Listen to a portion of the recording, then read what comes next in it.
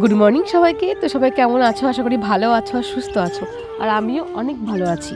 তো দেখো এখন বাজে ঘড়ির কাঁটায় সকাল 9:30, আর আজকে আমাদের চা খেতে অনেক লেট হয়ে গেছে, কারণ ও বাড়ি থেকে মা আর বোনের আসার কথা ছিল।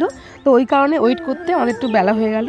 তো চলো আজকে সকাল সকাল স্নান করে ঘরের পুজো দিয়ে রেডি হয়ে নিয়েছি, কারণ আমাদের বাড়ির সামনে যে মায়ের মন্দিরটা আছে ওখানে আমি আর তোমার দাদাভাই মিলে পুজো দেবো ভেবেছিলাম।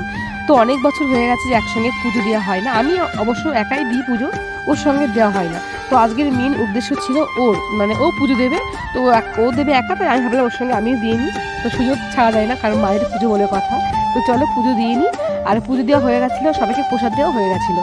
তো একেবারে চলে গেলাম আমরা খাবার খেতে, মানে খেতে বসে গেছি। তো খাবার খেয়ে নেবো। আজকে অনেক কিছু ছিল মেনু, আর তার মধ্যে আমি বেছে নিয়েছিলাম ধনেপাতা বাটা আর বাঁধাকপি আর ডালটা, কারণ আমি মাংস খাবো না আজকে।